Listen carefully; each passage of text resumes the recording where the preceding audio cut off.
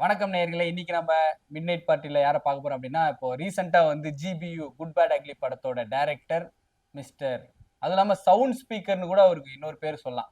அந்த மாதிரியான ஒரு டைரக்டர். சும்மா கத்திக்கிட்டே இருப்பாரு. ஸோ மிஸ்டர் ராதிக் அவரை வந்து வெல்கம் பண்ணலாம். Welcome mister Radhik. தரையிறங்கும் சதுரணும் இவன் பேர் முழுக்க கலக்கட்டும், புடிசுக்கெல்லாம் கதறட்டும், விசில் பறக்கட்டும், நரகத்துக்கே தெரியட்டும், அந்த எம்மனுக்குமே புரியட்டும், உலகத்துக்கே கேட்கட்டும், செவி கிழியட்டும். ஏக்கே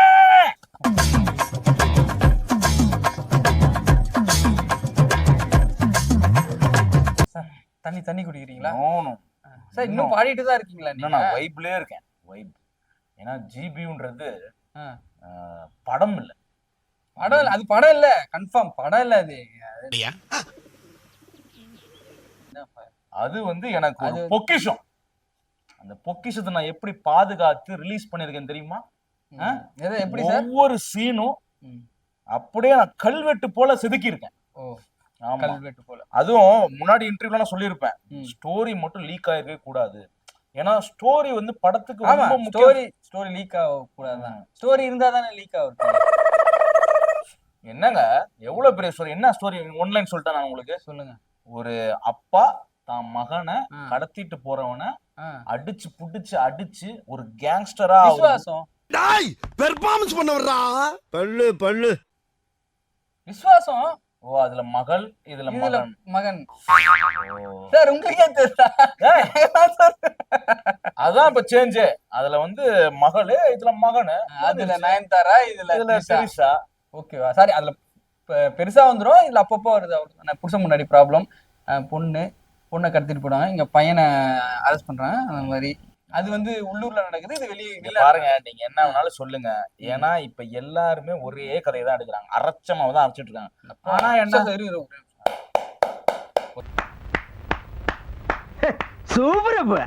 ஒத்துக்கினீங்களாடா எப்பா? சொல்லுங்க சார்.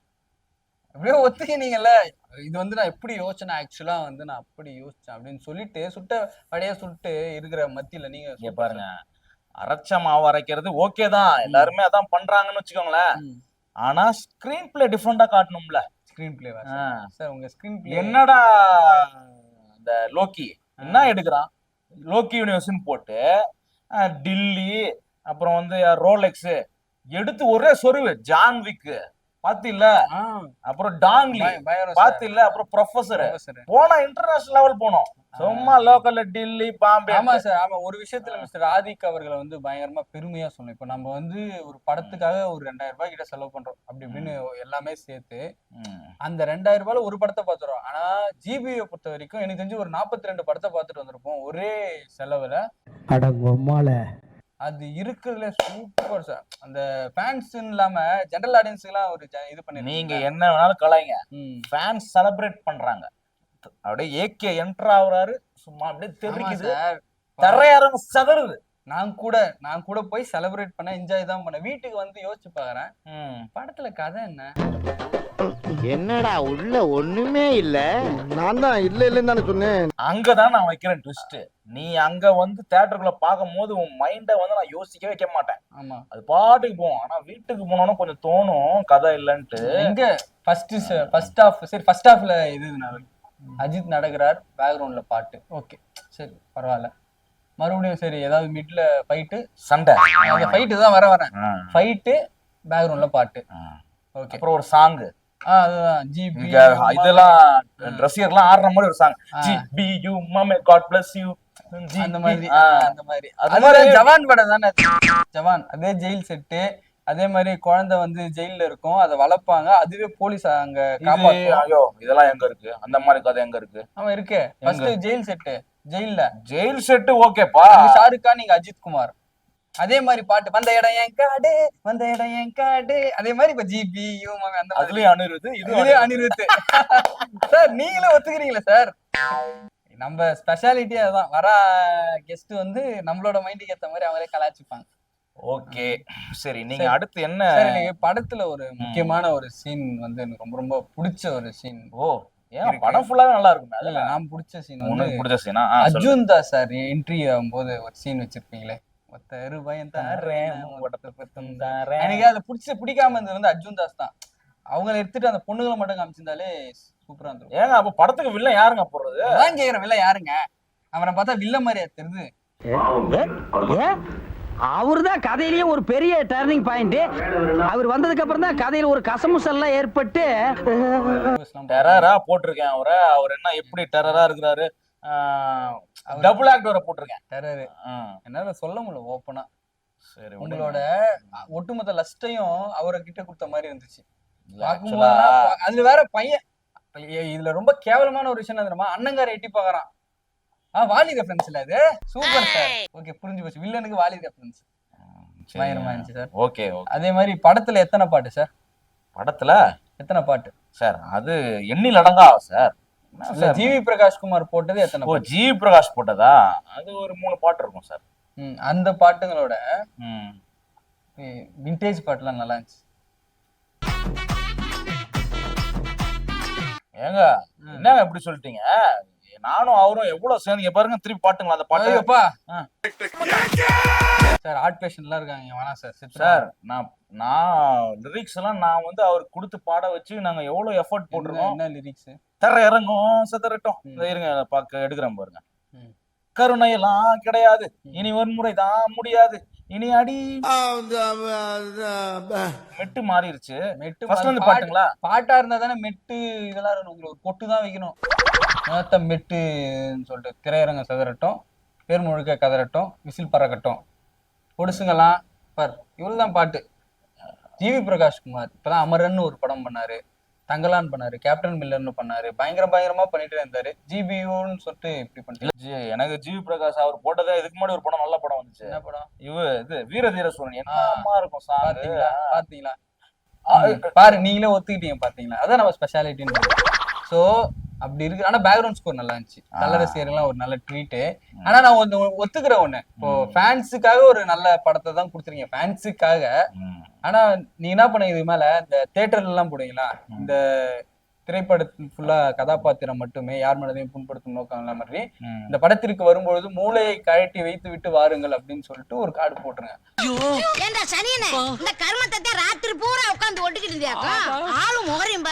அப்படி வச்சுட்டீங்கன்னா யாருக்கும் பிரச்சனை கிடையாது. நாங்களாம் ரிவ்யூ பண்ணணும் அவசியமே கிடையாது. ஓகே, மூளை இல்லாதவன் பாக்குற படம் அப்படின்னு சொல்லிட்டு பேஸ் பண்ணிடுவோம். பாருங்க, ரொம்ப நக்கல் பண்றீங்க. என்ன மூளை இல்லாத படம்ன்றீங்க? நான் மூளையில உட்காந்து எவ்வளவு யோசிச்சு எடுத்த படம் இது. மூளை இல்லாத படம்ன்றீங்க? உங்க மூஞ்சி நேரம் சிரிச்சேன் தெரியுமா? நீ பேசுறது காமெடியா இருக்கு சார். சார் ஆனா மார்க் ஆண்டனின்னு ஒரு படம் பண்ணீங்க சார். எனக்கு ஒரு விஷயம் தான் தெரியல, உங்களுக்கு சிம்பு மேல என்ன காண்டுன்னு தெரியல. ட்ரிபிள் பண்ணீங்க, அதுக்கப்புறம் மார்க் ஆண்டி விஷால வச்சு அவ்வளவு பெரிய ஹிட்டு சார். பயங்கரமான ஹிட்டு. இது இப்ப என்ன, நீங்க ஒரு 2 நாள் தான் ஆயிருக்கு படம் ரிலீஸ் ஆகி, இன்னும் நீங்க கருத்து கணிப்பு கேட்காமலே நீங்க அந்த படம் வந்து கலெக்ஷன் ஆகுது, எல்லாரும் பாத்துட்டு இருக்காங்க. எதுக்கு பாத்துட்டு இருக்காங்கன்னா அதான் சொல்றேன், என்டர்டைன்மெண்ட் ஃபேக்டருக்கு. அங்க பாருங்க, கதை அதெல்லாம் நீங்க செகண்டரி விட்டுருங்க. படம் நல்லா இருந்துச்சு, ரசிகர்கள் கொண்டாடினாங்க, ப்ரொடியூசர் காசை கள்ளிட்டாரு. இல்ல ரெண்டு விஷயம் தான். படம் வந்து ஃபேன்ஸ் கொண்டாடினாங்க, இது ப்ரொடக்ஷனுக்கு காசு வந்துச்சு. நல்லாலாம் இல்ல. கல்லஞ்சக்காரன் அவ்வளவு நேரம் கதறானே, கரையிறானா? அது சரி, எல்லாருமே நம்மள மாதிரியே இருப்பான்னு நினைக்கிறது மகா முட்டாள்தான்.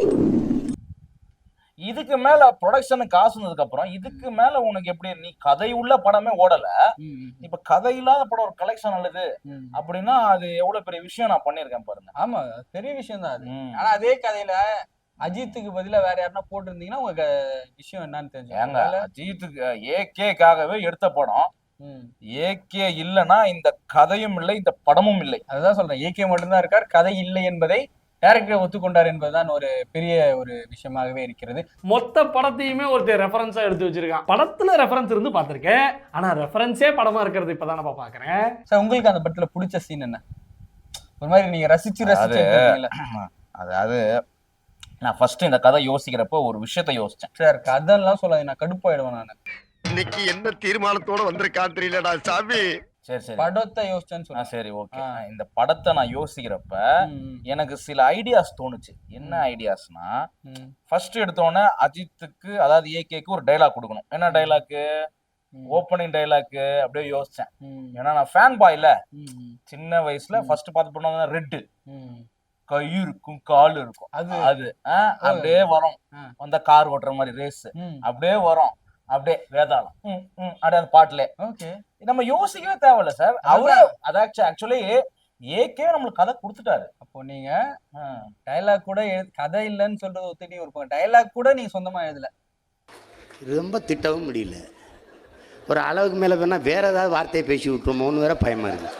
சரி ஓகே சார். இந்த படத்துல நிறைய ரெஃபரன்ஸ் எல்லாம் வச்சீங்க. தீனா ரெஃபரன்ஸ் வச்சீங்க, பில்லா ரெஃபரன்ஸ் எல்லாமே நிறைய வச்சீங்க. ஏங்க எல்லாமே தான்ன்றேன். ஆனா ஃபேன்ஸ் ரொம்ப ரொம்ப காத்திருந்த ஒரு ரெஃபரன்ஸ் என்ன ஒரு டயலாக். அப்படியா? அம்மா சாப்பிட்டு 6 நாள் ஆச்சுன்ற ஒரு படத்து அந்த டயலாக் வந்து ஏன் யூஸ் பண்ணல? அம்மா சாப்பிட்டு 6 நாள் ஆச்சு.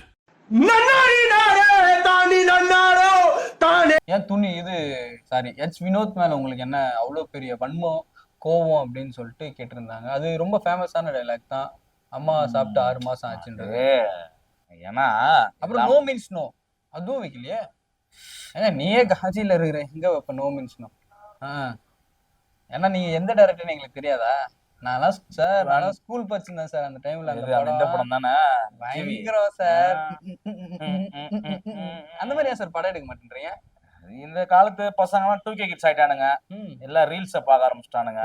அதுலயே வந்தது அதுலயே எல்லாம் வந்தது. இதுக்கப்புறம் நம்ம எடுத்து வேஸ்ட். இவ்வளவு தெளிவா பேசுறீங்க, ஏன் படத்துல கதை இல்ல? அதாங்க இப்ப நான் என்ன 2K கிட்ஸ் எல்லாம் ரீல்ஸ் பார்க்க ஆரம்பிச்சிட்டாங்கல்ல. 30 செகண்ட்ஸ் இல்ல 1 மினிட் தான் ஒரு ரீல்ஸ். இப்போ நம்ம அதே ரீல்ஸ படமா எடுத்தா அதுதான் ஏகே ரீல்ஸ். உனக்கு இதெல்லாம் தப்பா தெரியலையா? சரி ஓகே ஓகேவா? இது வந்து படம் இல்ல. நான் ஃபர்ஸ்ட் சொல்ல வந்தது இதுதான். இது படம் இல்லை, ரீல்ஸ். ஏகேவின் ரீல்ஸ். அது இங்க சொன்னீங்க. நான் தான் சொல்றேன் இந்த கார்டெல்லாம் நீங்க பேசாம தியேட்டர்ல போட்டுருக்கலாமே. யாருங்க அப்புறம் யாரும் வர மாட்டாங்கல்ல. படம் நினைச்சாதான் வருவானுங்க. ஏகே ரீல்ஸ் போட்டவனா வருவாங்க, வர மாட்டாங்கல்ல. கரெக்ட் தான். ஆனா படம் பார்த்ததுக்கு அப்புறம் தான் எல்லாருக்குமே ஏன் 2 நாள் நல்லா தாங்க என்னை பத்தி பேசியிருந்தாங்க. இப்ப இந்த 3ஆவது நாள் நீங்க இருந்து எல்லாம் 2 நாள் பேசினது யாருன்னா இவருக்கு தெரிஞ்சவரு, இவங்களோட ஃப்ரெண்ட்ஸ், சொந்தக்காரங்க அப்படி சொல்லிட்டு இப்பதான் ஆடியன்ஸ் இப்போ சாட்டர்டே சண்டே தான் வந்து போய் ஜென்ரல் ஆடியன்ஸே போயிருப்பாங்க. அதனால உங்களுக்கு தெரிஞ்சு மற்றபடி ஃபேன்ஸ் அவங்களாம் தான் பார்த்துருப்பாங்க. ஏங்க விடாமுயற்சி நல்லா இருந்துச்சு தான் சொன்னாங்க ஃபர்ஸ்ட் 2 நாள். அதுக்கப்புறம் தான் போட்டு அடிச்சு வச்சாங்க. இப்ப என்ன சொல்ல வரீங்க நீங்க? நான் என்ன சொல்ல வரேன் அப்படின்னா சொல்லுங்க. எப்படியோ அஜித்துக்கு ஒரு இட்டு கொடுத்துட்டீங்க, அது வரைக்கும் சந்தோஷமா இருக்கு. ஆனா இந்த மாதிரி ஆப்பர்ச்சுனிட்டியை இன்னும் சூப்பரா கிராப் பண்ணலாமேன்னு சொல்லிட்டு தான். இப்போ ஃபேன் பாய் சம்பவம்னு சொன்னீங்க இல்லையா? இப்போ இதுக்கு முன்னாடி ஃபேன் பாய் சம்பவம் பண்ண நிறைய பேர் கூட பாத்தீங்கன்னா ஃபேன் பாய்சம் இருந்தாலுமே கூட கதை இருக்கும். அப்படின்னா எடுத்துட்டாங்க விக்ரம். ஓகே சரி ஒரு படம் அடுத்து அதுக்கப்புறம் இன்னொருத்தர் இருக்காரு தெரின்னு ஒரு படம் எடுத்தாரு. அவர் டீசென்ட் ஒரு படத்தை அப்படியே ரீமேக் பண்ணிட்டாரு. எங்க அண்ணனுக்கு நான் தான்டா பண்ணுவேன், அப்படிதான்டா பண்ணுவேன், என்னடா பண்ண முடியும்? நீங்க என்னடா இந்த மாதிரி அறிவோட இருந்தா நான் சொல்றேன். அது ஒரே படத்தை எடுத்து ரீமேக் அடிச்சதால அந்த படம் ஹிட்டு இருந்தாலும் அப்படி அப்படியே பூசி மூழ்கி பண்ணிட்டாருன்னு வச்சுக்கோங்க. சத்தியன் சரி சொல்லிட்டேன். ஆனா இது அங்கங்க எடுத்து எடுத்து பண்ணாதான் நல்லா இருக்கும். அதுதான் சார் நீங்க வந்து ரூட் அவரு வந்து ஒரே படத்துல காமிச்சாரு. நான் ஒரே படத்துல 30 படங்கள் மேல காமிச்சேன். அதான் சொல்றேன் உங்களுக்கு வந்து ஐடியா தெரியலையே. அதை நீயே கண்டுபிடிச்சு சொல்லு பார்க்கலாம். எனக்கு கண்டுபிடிக்கிற அளவுக்கு மூளை கிடையாது. மூளை இல்லாதவனுக்கு எப்படியா மூளை காய்ச்சல் வரும்? இப்போ ஃபர்ஸ்ட் படத்துல 30 படம் காட்டக்கூடாது. இப்போ ஃபர்ஸ்ட் தெரியின் பண்ணாரா அதுல ஒரு படம். இப்போ மெர்சல் போங்க அப்படி சொல்றேன், அதுல ஒரு 2-3 படம். அப்படியே பிகில் போங்க அதுல ஒரு 3 படம். இப்போ ஜவான் போங்க. ஆமா அப்படி இருங்க சார். அப்படி ஆமா அப்பதான் 1000 கோடி அடிக்குது. நீங்க இப்ப எடுத்தோன்னு அடிச்சு நாசம் பண்ணிட்டாங்க. அடிக்கும் இது 1000 கோடி அடிக்கும். இருங்க வெயிட் பண்ணுங்க. 2 நாள் 3 நாள் தானே இருக்குது. என்னப்பா இத்தனை நாள் பாயிருக்கு சார்? கொசு அடிங்க சார். ஃபர்ஸ்ட் தேர்ஸ்டே எப்ப ரிலீஸ் ஆச்சு படம்? ஐயோ மறந்துட்டேனே. டைரக்டர் எந்த ஆளு எப்ப ரிலீஸ் ஆச்சுன்னு தெரியல. சரி Thursday Friday Saturday Sunday Monday 4 days. இந்த படத்தை பார்த்து பயந்து இட்லி கடை தூரம் போயிடுச்சு. அதை நினைச்சாதான் சிரிப்பா வருது எனக்கு. ஃபேன் பாய் சம்பவமா இந்த படத்தை நான் வந்து ஏகேக்கு வந்து கிஃப்டா கொடுத்துருக்கேன். ஏகே என்ன கிஃப்ட் கொடுத்தாரு திரும்பி? அதான் ஏதாவது அந்த ப்ரொடியூசர் கம்பெனில இருந்து ஏதாவது கார் கீர் கொடுப்பாங்கன்னு பாக்குறேன். இன்னும் கொடுக்க எதுவுமே கண்டுக்க மாட்டானுங்க. அப்படியா? நீ தான் சொன்ன 2-3 நாள் தான் நான் இருக்கேன். ஆமா ஆமா எனக்கு தெரிஞ்சு அடுத்த வாரம் எனக்கு கூப்பிட்டு விருது கொடுத்து எனக்கு தெரிஞ்சு பென்ஸ் BMW அந்த கார் எல்லாம் கொடுப்பாங்கன்னு நினைக்கிறேன்ல. சரி அடுத்த படம் யாரை வச்சு? நீங்க மறுபடியும் ஏகே வச்சே பண்ண போறீங்க 64? இல்ல அப்படிதான் யோசிச்சுட்டு இருக்கேன். ஏன்னா இப்போதைக்கு 15 படம் தான் ரெஃபரன்ஸ் போட்டிருக்கேன். இன்னும் 15 படம் இருக்கு. ஆனா 15 படம் ஓடி இருக்காது. ஃபிளாப் படத்தை வச்சு நீங்க ரெஃபரன்ஸ் எடுத்து என்ன பிரயோஜனம்? நீங்க படம் அஜித்தோட மாசான படம் எல்லாமே ஹிட்டான படம் எல்லாமே வச்சு நீ ஒரு படத்தை பண்ணிட்டீங்க. அதுக்கப்புறம் ஃபிளாப் தானே அவரது, பாதி ஃபிளாப் தானே. அது ஆக்சுவலா அதுதான் என்னோட ஐடியாவே. அந்த ஃபிளாப் படத்தை எல்லாத்தையும் ஒண்ணா சேகரிச்சு படத்தை ஃபிளாப் பண்ணிடணும் அடுத்த படத்தை. அவ்வளவுதான் சார், சூப்பர் சார், பயங்கரம், அவ்வளவுதான். ஆனா ஒரு விஷயத்துல உங்களை ஒரே ஒரு விஷயம் வந்து உங்ககிட்ட சொல்றேன்னா, நீங்க பாவம் ஒரு விஷயத்துல, என்ன ஒரு படம் ஹிட் ஆனாலும் அசிங்கமா திட்டு வாங்குறீங்க, ஃபிளாப் ஆனாலும் அசிங்கமா திட்டு வாங்குறீங்க. நிலைமை யாருக்கும் வரக்கூடாது, கஷ்டம். ஓகே, அதனால கொஞ்சம் பார்த்து செய்யுங்க. நெக்ஸ்ட் டைம் திரிஷால நான் தர மாதிரி ஒரு படம் எடுங்க சார். அதுதான் நான் இப்ப சொல்ல வந்தேன். கதை ஒன்று பண்ணிட்டு இருக்கேன், நீங்க கேட்க மாட்டேங்கிற. யார் ஹீரோ? ஹீரோவா நானே நடிக்கலான்னு இருக்கேன். இல்லங்க, நீங்க நேர்கொண்ட பார்வை பாத்தீங்கல்ல, அதுல நான் நடிச்சிருப்பேன்ல, ஒல்லியா அழகா. இல்ல அங்க ஃப்ரேம்ல செட் ஆர்டிஸ்ட் பண்ணி நின்னு இருப்பேன், நடிச்சிருக்கலாம் மாட்டேன். இருக்கிற 2 பேரை அதனாலதான் நானே நடிக்கலான்னு இருக்கேன். சரி, நீங்க நடிங்க. பாட்டு பாடுற ஐடியா ஏதாவது இருக்கா? ஐயா, லிரிக்ஸ் நான் எழுதிருக்கேன் பாருங்க. சார் போயிடுங்க சார். வேணாம் சார், வேணாங்களா? கத்துறது கொஞ்சம். சரி, நான் வந்து ஜிவி கூட எனக்கு மீட்டிங் இருக்கு. ஏன்னா லிரிக்ஸ் சாங் எல்லாம் அடுத்த படத்துக்கு நான் ஆக்டிங் பண்றேன்ல, அதுக்கான இதெல்லாம் இருக்கு. நான் போயிட்டு வந்துடுறேன். Okay sir, thank you. சரி, இனிமே இந்த ஆளுங்க கூப்பிடாதீங்களா? ஏகே, ஐயோ